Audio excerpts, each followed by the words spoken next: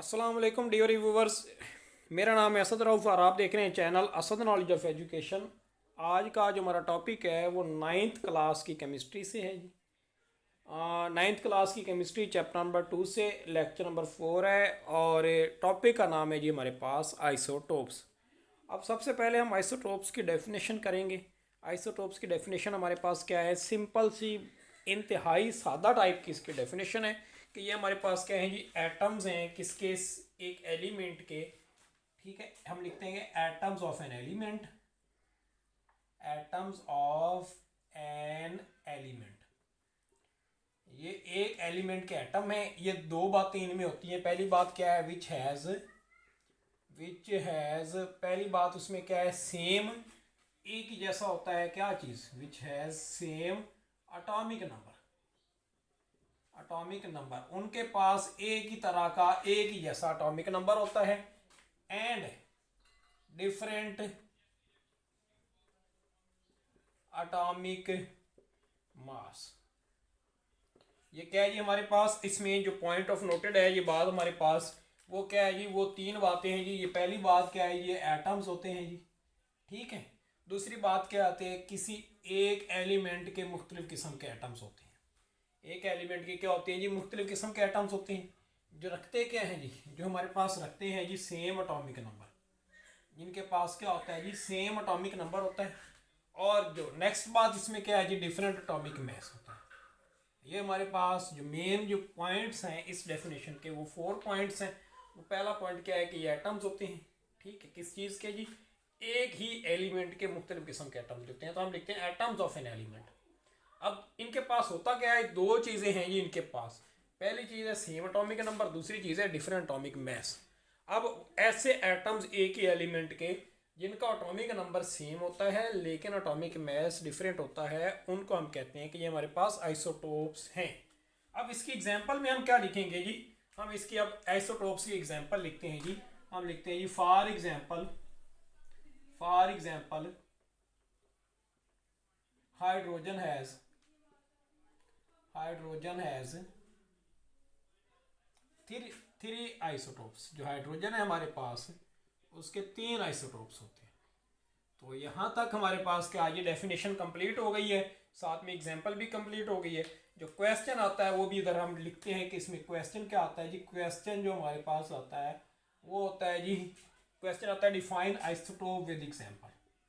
Define isotopes with example, ये हमें question आता है जी। हमने इस क्वेश्चन का बस इतना सा आंसर लिख देना, डेफिनेशन और साथ में ये एग्जांपल होगी, तो 2 नंबर हमारे यहाँ कंप्लीट हो जाते हैं। 2 नंबर का शॉर्ट क्वेश्चन होता है 2 मार्क्स का, वो यहाँ पे हमारा कंप्लीट हो जाता है। ये atoms of an element which है same atomic number and different atomic mass. For example hydrogen has 3 isotopes, hydrogen के 3 आइसोटोप्स होते हैं। यहाँ तक हमारी एग्जांपल भी कंप्लीट हो गई है और डेफिनेशन भी कंप्लीट हो गई है, तो यहाँ पे हमें 2 मार्क्स मिल जाएंगे। अब इस चीज़ को मैं एक्सप्लेन करने के लिए, इस डेफिनेशन को मज़ीद अच्छे तरीके से एलेबोरेट करने के लिए, वजाहत करने के लिए इसकी, ताकि आपको मज़ीद अच्छे तरीके से समझ आ जाए, हम एक डायाग्राम की हेल्प लेते हैं। डायाग्राम हमारे पास क्या है जी, फॉर एग्जांपल ये किसी एटम का ये न्यूक्लियस है जी हमारे पास। इसके गिर्द जो इलेक्ट्रॉन है जी, फॉर एग्जांपल वो यूं क्या कर रहे हैं जी, गर्दिश कर रहे हैं। अब एटम के मरकज़ में न्यूक्लियस होता है जी। न्यूक्लियस के अंदर क्या होते हैं, ये 2 चीज़ें होती हैं, एक को कहते हैं प्रोटॉन और दूसरी को कहते हैं न्यूट्रॉन। और जो इलेक्ट्रॉन है जी वो हमारे पास दायरों में अंदर ये गर्दिश कर रहे हैं। 3 ही चीज़ें होती हैं ना एटम में, बेसिकली एटम के स्ट्रक्चर में, इलेक्ट्रॉन, प्रोटॉन और न्यूट्रॉन। इलेक्ट्रॉन न्यूक्लियस के बाहर दायरे में हरकत करते हैं जी, और न्यूक्लियस के अंदर 2 चीज़ें होती हैं, एक को कहते हैं प्रोटॉन और एक को कहते हैं जी न्यूट्रॉन। अगर हम अकेली प्रोटॉन की नंबर को देखते हैं, कि प्रोटॉन की तादाद को देखते हैं, तो उसको हम कहते हैं जी एटॉमिक नंबर। अब अगर हम दोनों की तादाद को इकट्ठा कर देते हैं जी, प्रोटॉन और न्यूट्रॉन दोनों की तादाद को इस तरह प्लस कर दिया, मतलब जैसे मैं इधर प्लस कर रहा हूँ प्रोटॉन प्लस न्यूट्रॉन, तो ये हमारे पास होता है ये एटॉमिक मास। अब ऐसे एटम, एक ही एलिमेंट के ऐसे एटम जिनका ये वाली चीज़ जो एटॉमिक नंबर है वो सेम होता है जी, एटॉमिक नंबर जो होता है जी सेम होता है, और जो एटॉमिक मास होता है वो क्या होता है, ये डिफरेंट होता है। अब उन एटम्स को हम क्या कहते हैं जी, उनको हम कहते हैं जी ये हमारे पास आइसोटोप्स है।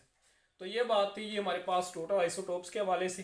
अब हम जानते हैं कि कोई भी अगर एलिमेंट है ना, एटम है या एलिमेंट है, उसकी केमिस्ट्री के लिहाज से जो प्रॉपर्टीज़ होती हैं ना, वो दो टाइप्स की वो प्रॉपर्टीज़ रखता है जी। पहली प्रॉपर्टी को हम कहते हैं जी इसकी केमिकल प्रॉपर्टी। पहली को हम क्या कहते हैं जी, केमिकल खसूसियात, केमिकल प्रॉपर्टी, और दूसरी को हम कहते हैं जी फिजिकल प्रॉपर्टी, तबाई खसूसियात। अब क्योंकि जो केमिकल प्रॉपर्टीज़ हैं ये किस पे डिपेंड करती हैं, डिपेंड करती हैं एटॉमिक नंबर पे। ये पॉइंट बड़ा इंपॉर्टेंट है आइसोटोप में। जो केमिकल प्रॉपर्टी होती है एमसीक्यूज के लिए भी इंपॉर्टेंट है और शॉर्ट क्वेश्चन के लिए भी इंपॉर्टेंट। जो केमिकल प्रॉपर्टी होती हैं डिपेंड्स अपॉन एटॉमिक नंबर। तो ये किस चीज़ पे डिपेंड्स करती है हमारे पास, depends upon atomic number. Atomic number पे डिपेंड्स करती हैं, लेकिन जो फिज़िकल खसूसियात होती हैं ये हमारे पास डिपेंड्स करती हैं। ये जो फिज़िकल खसूसियात हैं ये depends upon atomic mass, depends upon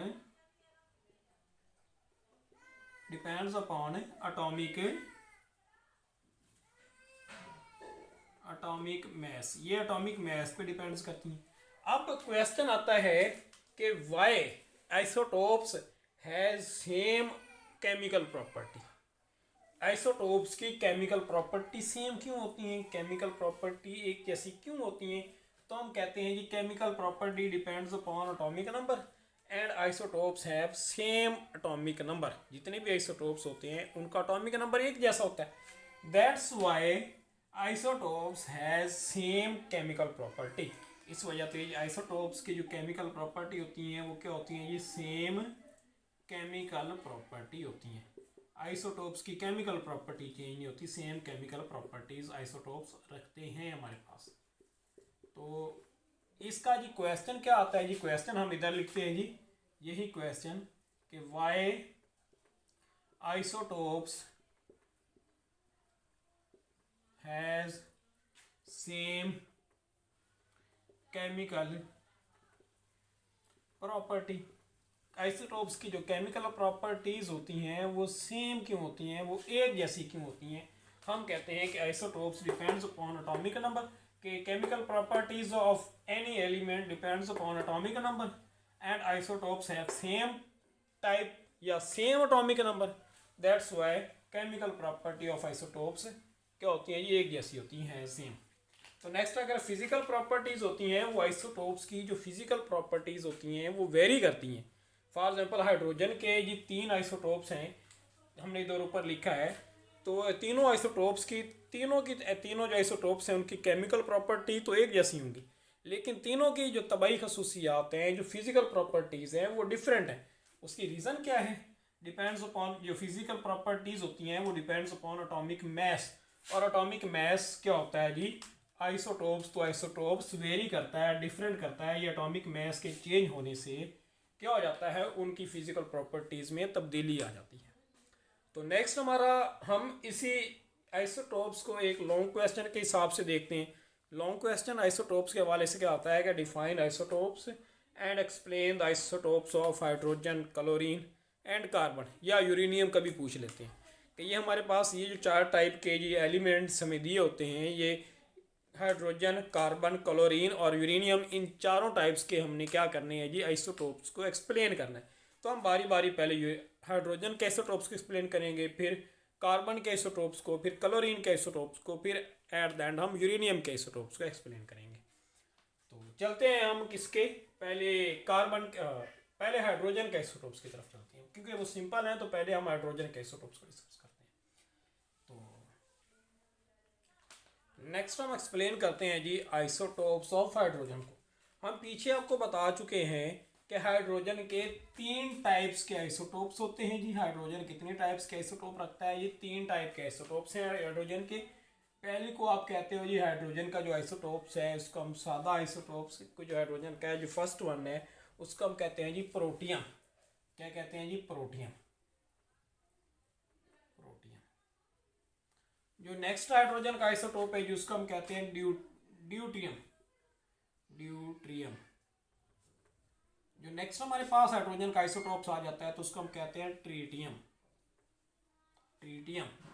अब जो हमारे पास प्रोटियम है उसको हम रिप्रेजेंट करें तो H से रिप्रेजेंट करते हैं, ड्यूट्रियम को रिप्रेजेंट करें तो D से रिप्रेजेंट करते हैं, अगर हम ट्रीटियम को रिप्रेजेंट करें तो T से रिप्रेजेंट करते हैं। तो हमने आइसोटोप्स हाइड्रोजन की बात की, हमने कहा हाइड्रोजन के 3 टाइप के आइसोटोप होते हैं, प्रोटियम, ड्यूट्रियम और ट्रीटियम। प्रोटियम को हम हाइड्रोजन H से जाहिर करते हैं, ड्यूट्रियम को D से और ट्रीटियम को हम T से जाहिर करते हैं। अगर हम इसमें देखें कि इसमें ऐसी क्या बात है कि 3 आइसोटोप्स हैं हाइड्रोजन के, तो वो समझने के लिए हम इसकी डायग्राम बनाते हैं।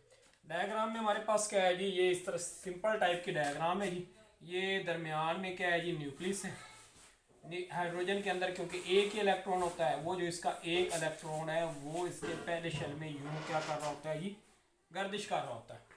अब प्रोटॉन, ये न्यूक्लियस में 2 चीज़ें होती हैं हमारे पास, एक को हम क्या कहते हैं जी प्रोटॉन और दूसरे को क्या कहते हैं जी न्यूट्रॉन। प्रोटॉन और न्यूट्रॉन हमारे पास इसके न्यूक्लियस में पाई जाती है। नेक्स्ट अगर हम बात करते हैं इसके दूसरे आइसोटोप्स की, तो वो सेम उसी तरह जी इसके मरकज़ में न्यूक्लियस होता है जी, और जो इलेक्ट्रॉन होता है वो इसके बाहर क्या कर रहा होता है जी, गर्दिश कर रहा होता है।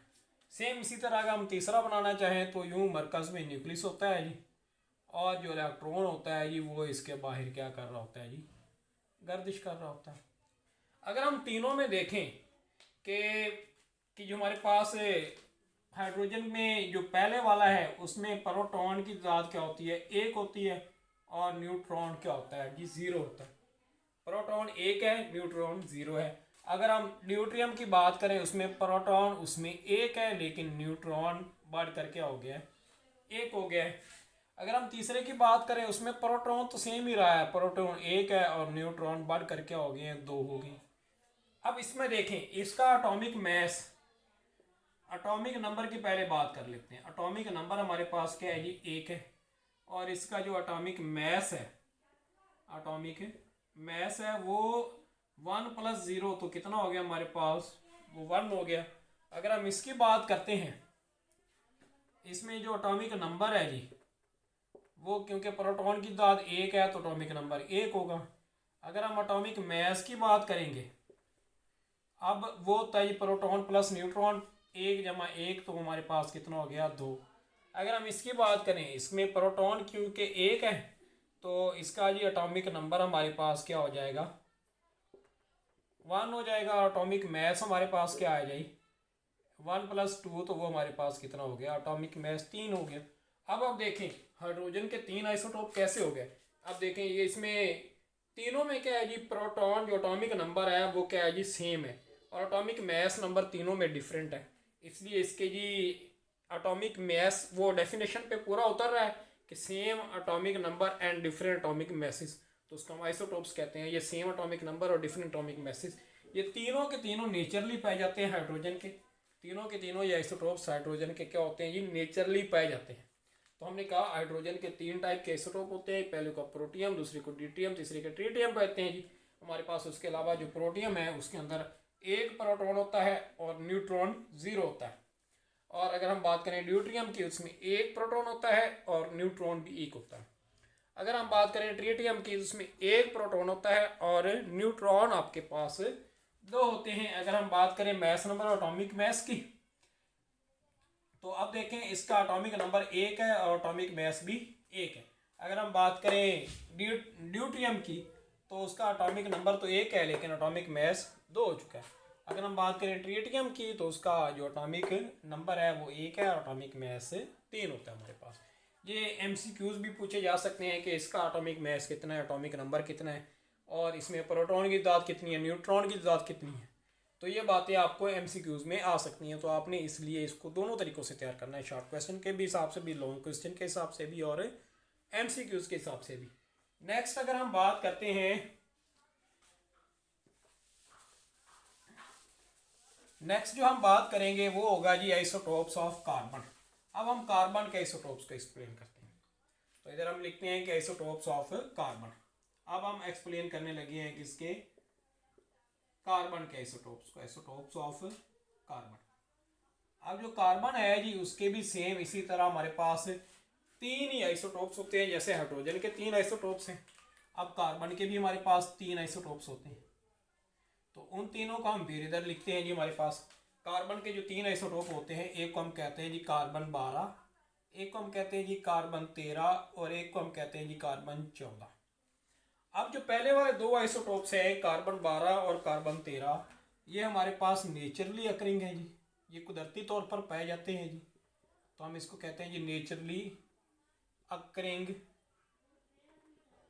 आइसोटोप्स। अब ये एमसीक्यूज आ सकता है आपको कि कार्बन हैज टोटल आइसोटोप्स, तो टोटल तीन है जी। कार्बन है naturally occurring isotopes of carbon, वो क्या है जी, दो है हमारे पास, कार्बन 12 और कार्बन 13।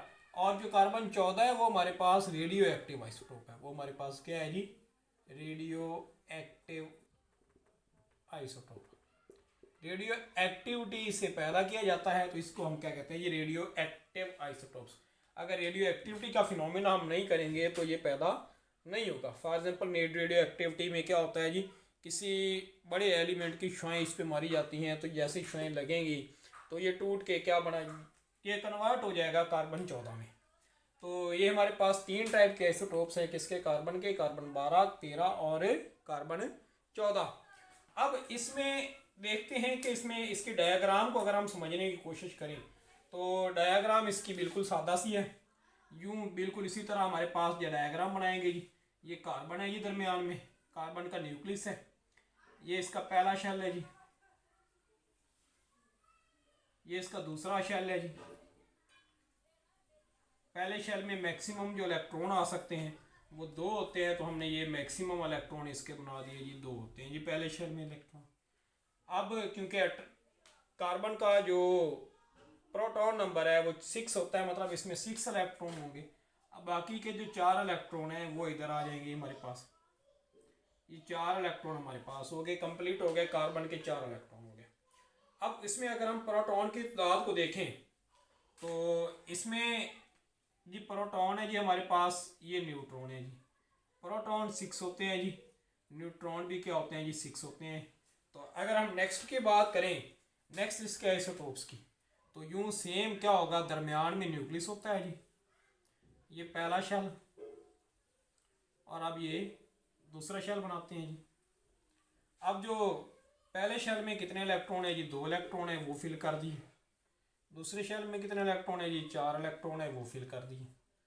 अब प्रोटॉन और न्यूट्रॉन की बात करें तो इसके जो प्रोटॉन जो होते हैं वो 6 ही रहते हैं, जो न्यूट्रॉन है वो बढ़ के क्या हो जाते हैं, 7 हो जाते हैं। अगर हम इसका नेक्स्ट आइसोटोप बनाएं तो ये उसका ये न्यूक्लियस है जी, ये उसका पहला शेल है जी, ये उसका क्या है जी, दूसरा शेल है। अगर हम इसमें अब इलेक्ट्रॉन डालें, इलेक्ट्रॉन की फिलिंग करें, तो पहले शेल में 2 इलेक्ट्रॉन है जी, ये डाल दिए जी। दूसरे शेल में 4 इलेक्ट्रॉन है जी, ये 4 इलेक्ट्रॉन डाल दिए जी। अब इसके न्यूक्लियस की बात करें तो न्यूक्लियस में फिर वही दो चीज़ें, प्रोटॉन और न्यूट्रॉन। प्रोटॉन इसमें वही 6 रहेंगे और न्यूट्रॉन बढ़ के कितने हो जाएंगे जी, 8 हो जाएंगे।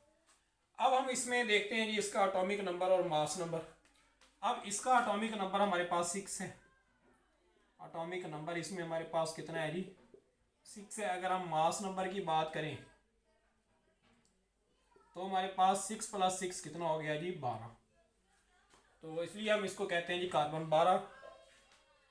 इसका अगर हम एटॉमिक नंबर देखें, एटॉमिक नंबर देखें तो वो हमारे पास कितना है जी, 6 है। एटॉमिक मैस देखें जी, वो 6 + 7 कितना हो गया जी, 13, इसलिए हम इसको कहते हैं जी कार्बन 13। नेक्स्ट अगर हम इसकी बात करें तो इसमें जी एटॉमिक नंबर वही सेम है जी, एटॉमिक नंबर कितना है जी, 6 है। और मास नंबर हमारे पास इसका कितना है जी, मास 6 + 8 तो हमारे पास हो गया जी 14, इसलिए हम इसको कहते हैं कार्बन 14 या कार्बन 14। अब ये जो कार्बन 14 है ये बस रेडियो एक्टिव है, ये हमारे पास क्या है जी, रेडियो एक्टिव है। तो बाकी के इसके जी हमारे पास जो ये दोनों हैं जी, ये क्या है, नेचुरली अकरिंग है। ये क्या है, नेचुरली अकरिंग है, वो क्या है जी, हमारे पास रेडियो एक्टिव है। नेक्स्ट हम क्लोरीन के आइसोटोप्स की बात करते हैं। क्लोरीन के आइसोटोप्स की अगर हम बात करें तो हम कहते हैं कि क्लोरीन 2 टाइप्स के आइसोटोप्स रखता है जी। क्लोरीन के कितने आइसोटोप्स होते हैं, 2 टाइप के आइसोटोप्स होते हैं। एक को आप कहते हैं क्लोरीन 35, एक हम कहते हैं जी क्लोरीन 37। जो क्लोरीन 35 और क्लोरीन 37 है, हमारे पास दो टाइप के आइसोटोप्स हैं ये हमारे पास इसके। अब नेक्स्ट अगर हम बात करें तो इसमें हम इसकी डिटेल में नहीं जाएंगे क्योंकि ये हैवी बल्क है, जिसका न्यूक्लियस बड़ा है। न्यूक्लियस बड़ा होने की वजह से हम इसके डायग्राम वगैरह को एक्सप्लेन नहीं करते। अब सेम इसी तरह अगर हम यूरेनियम के आइसोटोप्स की बात करें तो तीन टाइप के यूरेनियम के आइसोटोप हैं, यूरेनियम 234, यूरेनियम 235 और यूरेनियम 238।